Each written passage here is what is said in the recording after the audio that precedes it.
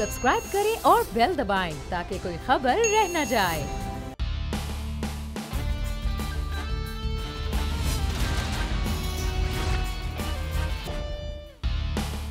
अस्सलाम वालेकुम नाजरीन, प्रोग्राम दी स्पेशल रिपोर्ट के साथ मैं हूं मोहम्मद कामरान। आज की स्पेशल रिपोर्ट है हमारी पाकिस्तान डेमोक्रेटिक मूवमेंट और हुकूमत के जानिब के दरमियान जो जारी चपकलिश है उसके दरमियान, और साथ साथ हम बात करेंगे जो व्हाट्सएप की पॉलिसी चेंज हुआ है उसके हवाले से। तो एक इंतहाई जोरदार, शानदार और जानदार आगाज के बाद पीडीएम धुआं होती दिखाई दे रही है। गुज़श्ता बरस दिसंबर तक हुकूमत को घर भेजने के दावे करने वाले जलसे, जुलूस और रैलियां निकालकर भी हुकूमत का कुछ नहीं बिगाड़ पाए।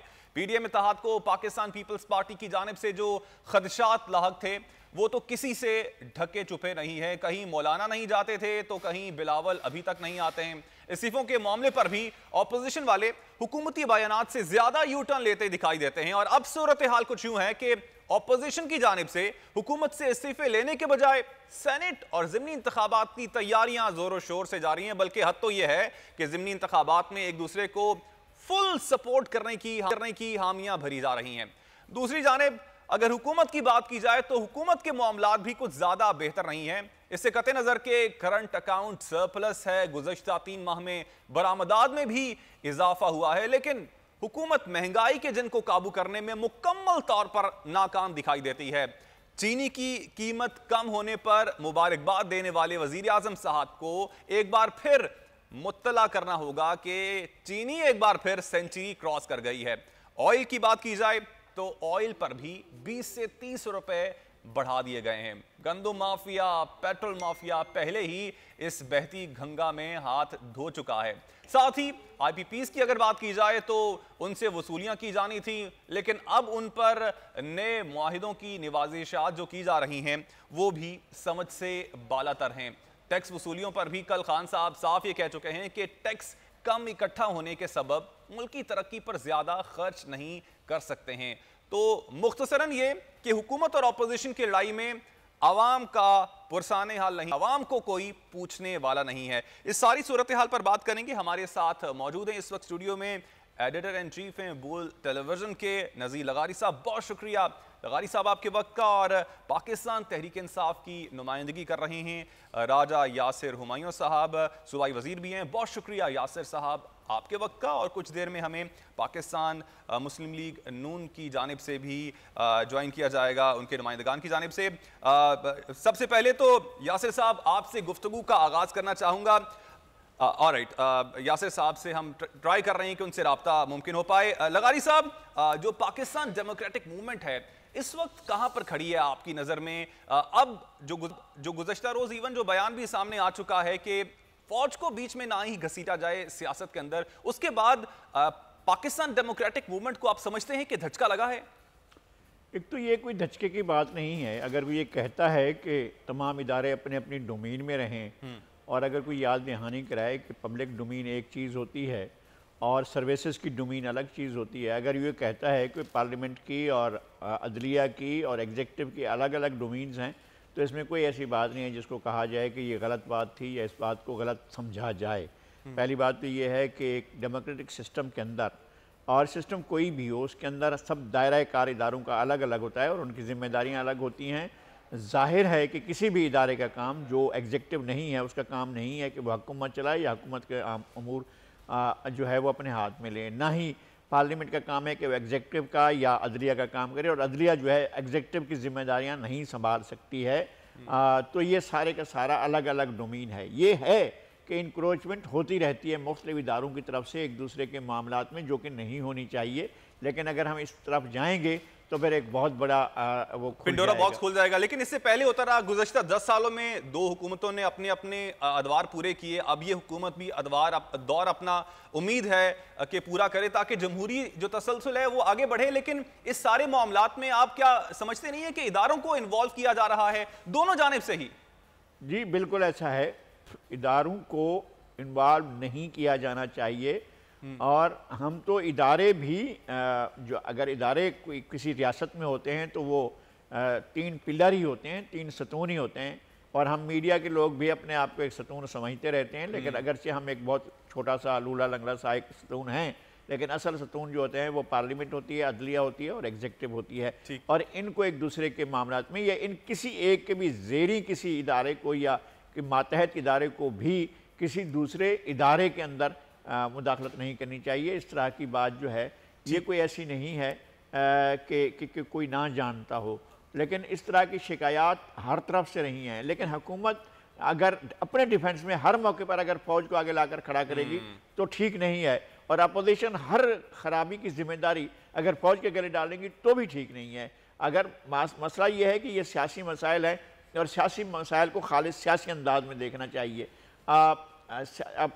अगर इसके अंदर आप कोई मुदाखलत देख रहे हैं तो आप टू दी पॉइंट बात करें और कहें कि जनाब इस मामले में ख़ास पुना मामले में हमारे पास ये सबूत है और हम इस सबूत की बुनियाद पर कह रहे हैं कि फ़लाँ इदारे या फ़लाँ सर्विसेज ने, देखिए उनके मातहत जितने भी होते हैं या सिविल सर्विसेज होती हैं या सिक्योरिटी सर्विसेज होती हैं या आर्म फोर्सेज सर्विसेज होती हैं, क्या सर्विसेज ने जो एग्जीक्यूटिव के मातहत हैं उन्होंने किसी दूसरे के मामले में मुदाखलत की है तो फिर उसके बारे में बताया जाए, पर्टिकुलर आप पॉइंट आउट करके बताएं कि जनाब इस मामले में हुई है। वरना इस तरह की बात जो है वो कहना मुनासिब नहीं होता है। आप हवा में तीर नहीं छोड़ सकते हैं, ये हवा में तीर छोड़ने का अमल नहीं है, लेकिन ये कहना कि उसका रोल ख़त्म हो चुका है, पीडीएम का ऐसी कोई बात नहीं है, उसका रोल मौजूद है। पीडीएम सर, अब सर जो सवाल मेरा ये है पीडीएम के हवाले से, पीडीएम जितनी धुआंधार तरीके से शुरू हुई थी, क्या उतने ही धुआंधार तरीके से अब तक वो मौजूद है जो पॉलिटिकल सर्कल है उसके अंदर, या फिर वो धुआं छटता जा रहा है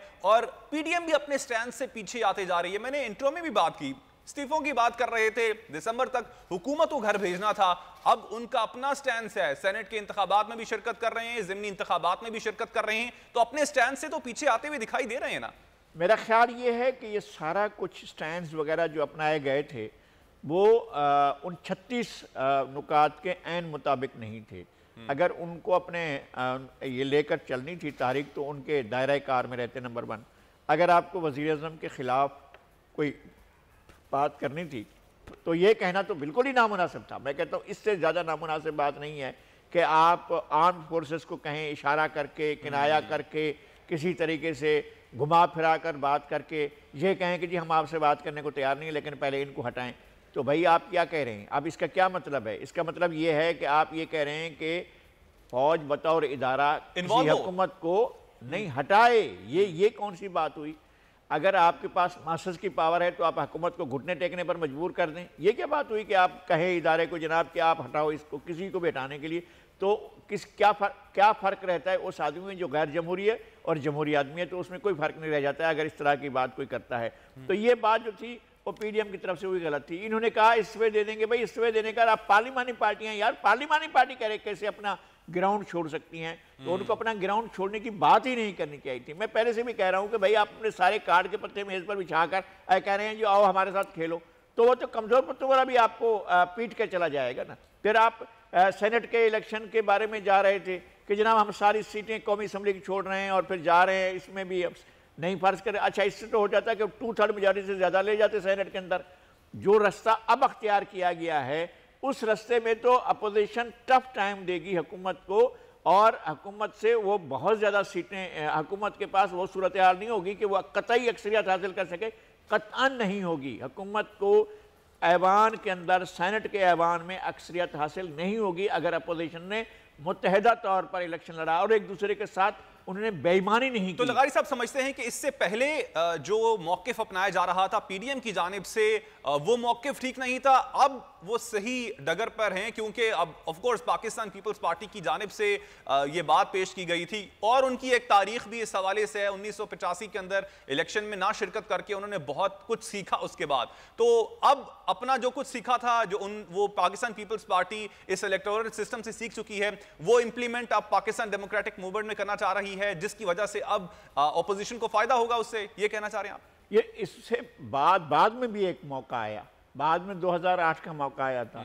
इमरान खान साहब के पास 2002 के इलेक्शन में एक सीट थी जो उनकी अपनी सीट थी, और 2008 के इलेक्शन में को उन्होंने वाकओवर दिया था, और जो बहुत गलत बात थी। मैं समझता हूँ इससे बड़ी गलत बात कोई नहीं हो सकती थी। और नवाज शरीफ भी वो कर रहे थे इलेक्शन का बाइकाट, 2008 के इलेक्शन का बाइकाट करने का फैसला मियां नवाज शरीफ का था। फिर जरदारी साहब ने इतने जो बुरे हालात में थे, उनकी पार्टी की लीडर को शहीद किया जा चुका था, उसके बावजूद उन्होंने जाकर कायल किया मियां नवाज शरीफ को कि आपको ये मैदान नहीं छोड़ना है, मैदान छोड़ने का बहुत बड़ा नुकसान होगा।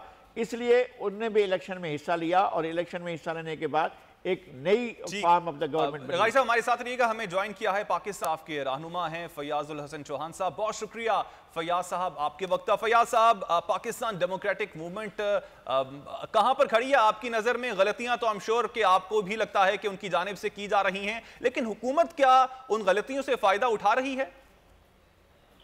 बिस्मिल्लाहिर्रहमानिर्रहीम। पहली बात तो यह है कि अभी नज़ीर लग़ारी साहब बहुत एग्जैक्ट अंदाज से जो पाकिस्तान की सियासी तारीख के अवराक खोल रहे थे।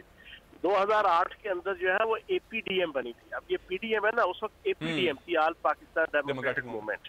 उस पे जनाब नवाज शरीफ साहब उसको लीड कर रहे थे, उसमें महमूद खान चकधरी साहब भी थे, उसमें हम इमरान खान साहब थे, जमात इस्लामी भी थी, सारे लोग थे। ये इतने बड़े मुनाफिक हैं नवाज शरीफ साहब, इन्होंने सारों को कहा भाई जी बाइकाट करो, इलेक्शन नहीं लड़ना। मुशर्रफ की सदारत के अंदर जो ना परवेज मुशर्रफ की, हम इलेक्शन नहीं लड़ेंगे। सारे उनकी बातों में आगे, सारों ने बाइकाट कर दिया इलेक्शन से। एंड टाइम पे जनाब कागजात नामजदगी जमा होने से 2 दिन पहले जनाब नवाज शरीफ साहब और शहबाज शरीफ साहब और उनकी पार्टी ने जनाब कागजात जमा करा दिए।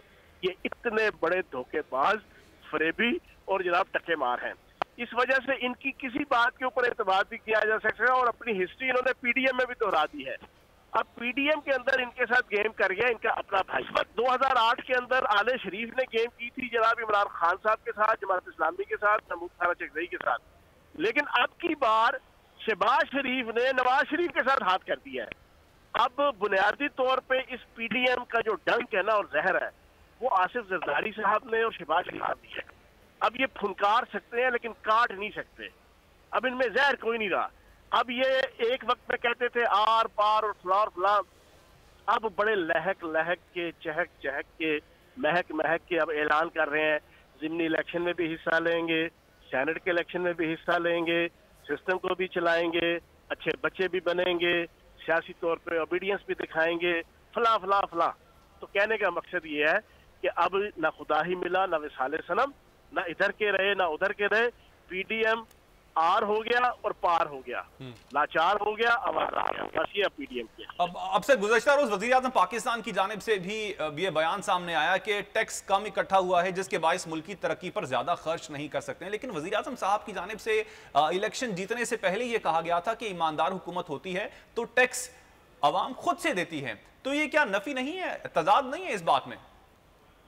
अच्छा, एक बात तो अपने जहन में रख लें कि जिन बुरे हालात के अंदर हमें हुकूमत हासिल हुई और इस आल पाकिस्तान लूटमार एसोसिएशन ने जो मिसाके जमहूरियत, जिसको मैं कहता हूँ राधा आओ मिलके खाएं आधा आधा वाला सिस्टम, उसकी बर्दाश्त में जो इस मुल्क की इकोनॉमी का बेड़ा गर्क हुआ और पाकिस्तान के माइक्रो और मैक्रो इकोनॉमिक्स के सारे इंडिकेटर्स का सत्यानाश करा और पाकिस्तान के जो रुपए की कदर थी वो मसनूई तौर पे आखिरी 2 सालों में इसहाक़ साहब ने जिस अंदाज से रखी तो पाकिस्तान की मईशत का तो सत्यानाश था।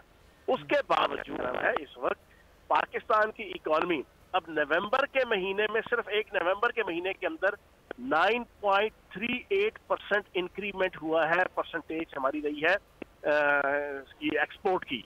उसके मुकाबले में इसी रीजन के अंदर आपके इंडिया की जनाब माइनस पे रही है एक्सपोर्ट लेवल जनाब उसकी ग्रोथ, और बांग्लादेश की 1.98 जो है वो परसेंट थी ग्रोथ रेट एक्सपोर्ट की। इस कोरोना वायरस के बुरे हालात के अंदर पाकिस्तान जनाब 9% ग्रोथ रेट पे खड़ा हुआ है।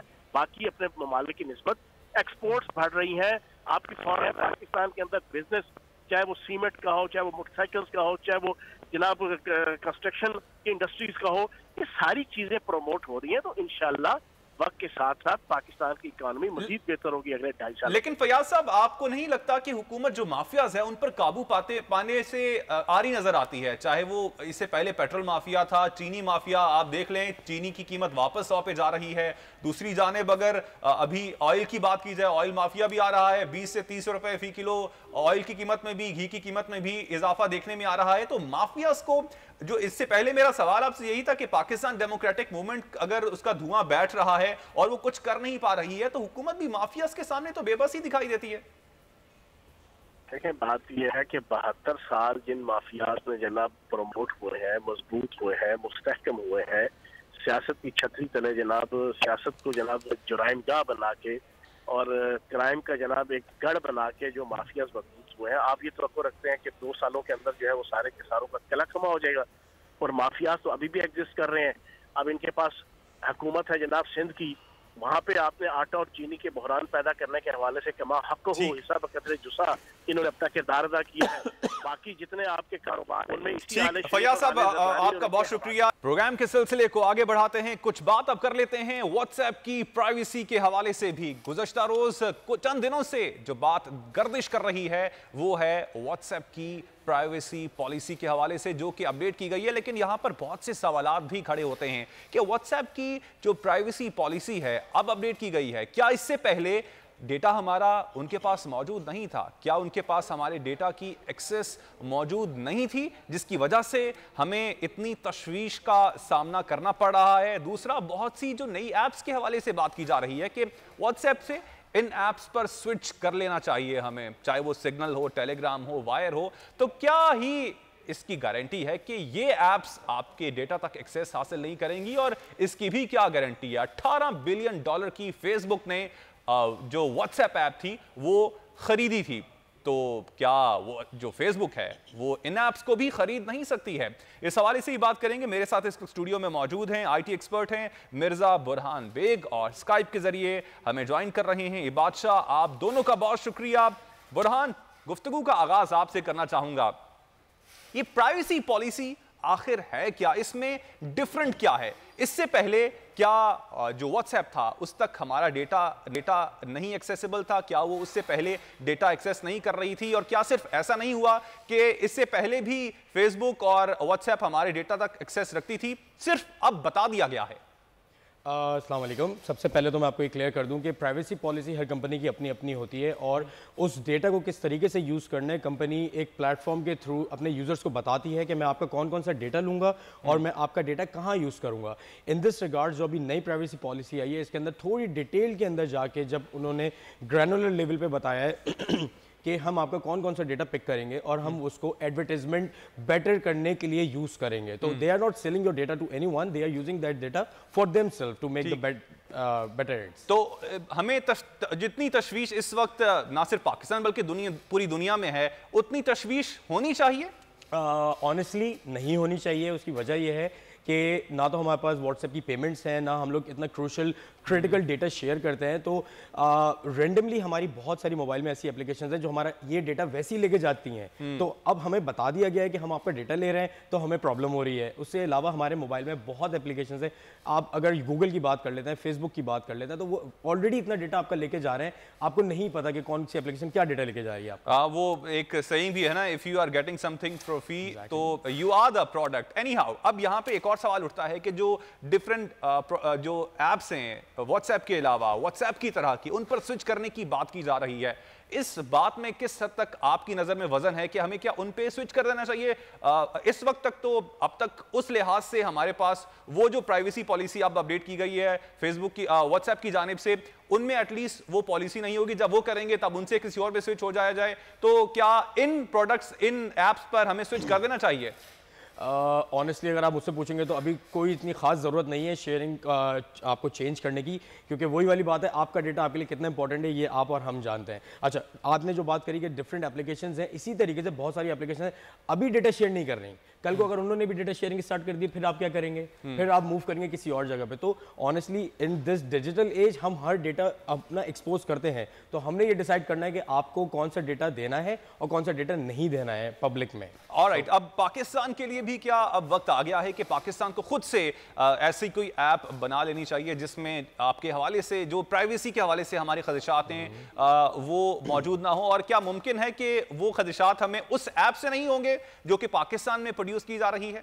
ऑनेस्टली फिर वही बात करूंगा मैं कि अगर आप बात करते हैं कि पाकिस्तान की अपनी एप्लीकेशन, तो मैंने कुछ दिनों पहले यही बात कर रही थी कि अगर हमारी अपनी एप्लीकेशन होगी तो उसके अंदर कंट्रोल भी हमारा होगा और डेटा भी हमारा होगा। लेकिन जिस तरीके से अभी हम डिस्कस कर रहे थे इस चीज़ को कि मेरा डेटा एक बाहर है और मेरा एक डेटा पाकिस्तान में है, तो आई फील सिक्योर कि मेरा डेटा बाहर किसी क्लाउड पर है rather than in Pakistan, due to multiple factors. क्योंकि हमारे पास इंटरनेट की बैंडविड्थ उतनी नहीं आती, हमारे पास कनेक्टिविटी स्पीड इतनी नहीं आती, तो हम उसे एंटरटेन नहीं कर सकते यूजर्स को। ठीक है, इबाद साहब भी हमारे साथ मौजूद हैं। इबाद साहब बताइएगा आप, जो इस वक्त व्हाट्सएप की जो प्राइवेसी पॉलिसी है उसको आप किस हद तक समझ सके हैं? क्या हमें जो आम सारिफ है, जिसका बहुत बड़ा बिजनेस नहीं है, जिसके पास जो अपनी फैमिली से बात करता है या फिर फ्रेंड से बात करता है, उसको भी तशवीश की जरूरत है इस चेंज ऑफ प्राइवेसी पॉलिसी पर? मेरे ख्याल से जो आपके नॉर्मल कंज्यूमर्स हैं जो यूज़ कर रहे हैं व्हाट्सएप, मैं और आप जो व्हाट्सएप यूज़ करें, हमारे लिए तो इतनी कोई कंसर्न की चीज़ ऐसी है नहीं। इस पर मैं पहले भी गुफ्तगू कर चुका हूँ। ये सारा डेटा ऑलरेडी बाकी एप्लीकेशंस, जैसे बुरहान ने ऑलरेडी एक्सप्लेन किया है इसको, ये एप्लीकेशंस जो ऑलरेडी हम लोग यूज़ कर रहे हैं अपने रोज़मर्रा में, वो भी ये सारा इन्फॉर्मेशन कलेक्ट कर रहे हैं। सो ये कोई ऐसी नई चीज़ नहीं। हाँ, जो पॉलिसी भी नई व्हाट्सएप की चेंज हुई है उसमें वो चाह रहे हैं कि जो एप्लीकेशन आप फेसबुक के थ्रू यूज़ करें, जैसे फेसबुक का अपना मैसेंजर है, इंस्टाग्राम है, तो वो सारा data just for the sake of marketing and other purposes वो इसको कैप्चर करना चाह रहे हैं थ्रू व्हाट्सएप भी। ठीक, बहुत शुक्रिया इबाद साहब, बहुत शुक्रिया मिर्ज़ा बुरहक का। मुझे प्रोग्राम की क्लोजिंग का कहा जा रहा है। उम्मीद करते हैं कि आज का प्रोग्राम आपको पसंद आया होगा। फीडबैक का इंतजार रहेगा। मुझे मोहम्मद कामरान को दीजिएगा इजाजत। अल्लाह निगहबान। सब्सक्राइब करें और बेल दबाएं ताकि कोई खबर रह न जाए।